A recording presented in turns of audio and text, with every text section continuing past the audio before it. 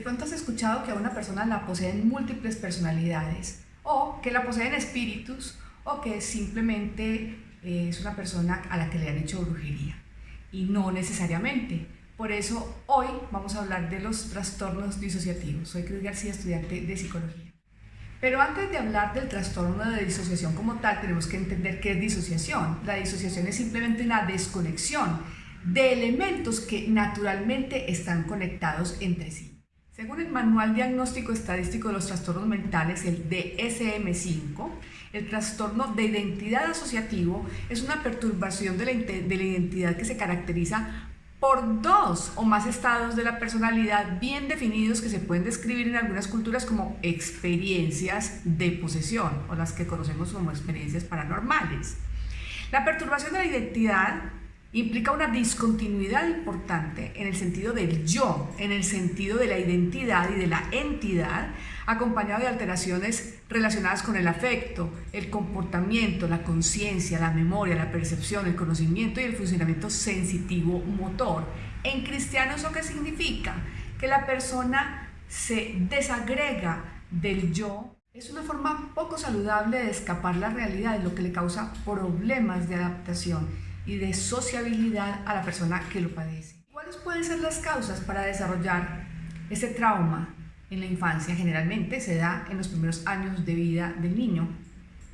Cuando el niño ha sufrido un evento lo suficientemente traumático para que quiera dejar de recordarlo, para que no le cause dolor. Es una estrategia de afrontamiento que tienen los niños y no es sana, por supuesto, pero es la forma como lidian con el dolor. Pudo haber sido por un abuso sexual, por un ambiente familiar lo suficientemente inadecuado, tóxico, difícil e impredecible. Pudo haber sido por un evento muy traumático ocurrido en la familia o por un abandono. Una de las formas de lidiar con un traumatismo que fue lo suficientemente severo, que lo mejor es no recordarlo o no asociar ningún sentimiento o no pensar nada acerca de él, es el embotamiento emocional. Estas personas parecen tener sentimientos, comportamientos y actitudes que parecen salidas de la nada. Es como si otra persona actuara en lugar de ellos. Estas personas parecen sentirse dominadas por emociones que no tienen sentido en ese momento. Incluso las personas manifiestan sentirse profundamente tristes o sencillamente alegres, y esos sentimientos desaparecen así como llegaron, de la nada.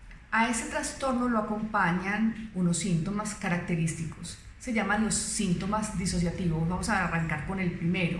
El primero es la amnesia disociativa. Significa la imposibilidad de recordar esos acontecimientos, esa información personal relevante, sin que ésta se pueda atribuir a un olvido ordinario. Dentro de las amnesias también están las microamnesias, es decir, la persona puede olvidarse de pequeños fragmentos de conversaciones o de conversaciones recientes que tuvo. Además, también existen las fugas disociativas y las microfugas, es decir, hay gente que, por ejemplo, agarra un bus y sale y se va, y de pronto llega al lugar al destino final del tiquete que compró y no se acuerda por qué está ahí, ni cómo llegó ahí, ni para qué se fue. Eso hace parte también de ese trastorno y de esta parte que es la amnesia disociativa. Otro de los síntomas del trastorno disociativo es la despersonalización. La despersonalización se puede presentar en los trastornos de ansiedad, pero generalmente suele ser leve o pasajero. En la persona que sufre de trastorno de disociación es una sensación más larga, más duradera, y la persona siente extrañeza de su propio cuerpo. Es decir, la persona siente que ella no está habitando el cuerpo que supuestamente debe habitar, y eso le causa una profunda ansiedad. Es una sensación de extrañeza, de irrealidad, pero toda tiene que ver con el cuerpo. Es más, muchas veces la persona que sufre de trastorno de disociación y tiene esta despersonalización narra haber perdido partes de su cuerpo, tener un hueco en la cabeza, que su mano no le pertenece. Eso es muy característico de la despersonalización. Otro de los síntomas severos del trastorno disociativo es la desrealización y ese tiene que ver más con el entorno. Es decir, la persona que sufre ese síntoma manifiesta no reconocer el entorno, incluso a veces no reconoce situaciones familiares, personas, amigos, vecinos, el lugar de trabajo, la misma casa y la misma habitación. Ve todo como si estuviera viendo una película, como si eso no fuera parte de su vida y de su mundo en ese momento. Ve todo a través como de un cristal. Es como si separara todo su ser, su yo, con su cuerpo del exterior, de lo que lo rodea, de su entorno. La confusión de identidad es otro síntoma y es una percepción subjetiva de conflicto con la identidad propia. Esta manifestación es muy típica en personas que no encuentran su lugar dentro de la sociedad, dentro de su familia, dentro del entorno de la comunidad en la que se mueven. Si bien esto puede ser parte de la adolescencia, porque los adolescentes a veces no se ubican dentro de su rol en la sociedad, esto es mucho más grave y más incapacitante porque la persona que tiene este síntoma realmente no encaja, no se siente parte de una comunidad, no se siente parte de un entorno con una identidad propia y definida. Y la alteración de la identidad es, digamos, como múltiples personalidades, que como lo explicaba al principio, no necesariamente tienen que entrar todas en acción al mismo tiempo, de hecho se alternan, pero es como si varias personas o dos o más personas habitaran dentro de esta persona y asumieran el control de la conducta en determinado momento. De hecho, algunas veces estas personas son conscientes de que eso les sucede porque se ven inmersas en situaciones que pues no tendrían otra explicación sino que adoptaron otra identidad, pero generalmente esto se hace más manifiesto porque otra persona le hace caer en cuenta al individuo de que está adoptando una conducta distinta, un comportamiento diferente al habitual. Eso es lo que antes se llamaba como personalidades múltiples, pero que ahora simplemente son parte o síntomas del trastorno disociativo y lo llamamos como alteración de la identidad. Mucho se habla de tratamientos y de formas de enfrentar esta sintomatología tan severa. Si bien no hay evidencia científica que compruebe que esto puede curarse 100%, sí pueden hacerse muchas cosas que van desde el acompañamiento farmacológico, por supuesto, para bajar los niveles de ansiedad, si es que están muy exacerbados esos síntomas del trastorno, pero también es muy importante, fundamental, que la persona entienda las causas que motivaron, que gatillaron este tipo de trastorno en su vida, cómo puede enfrentarlas de una mejor manera, de una manera más adaptativa, que no entra en conflicto con su ser interior, con su identidad y con su entorno, y además puede hacérsele caer en cuenta a partir de la psicoeducación y del tratamiento de esos traumas, pues que se pueden volver a integrar, que se pueden volver a conectar los elementos que se disociaron, simplemente para tratar de procesarlos de una mejor manera,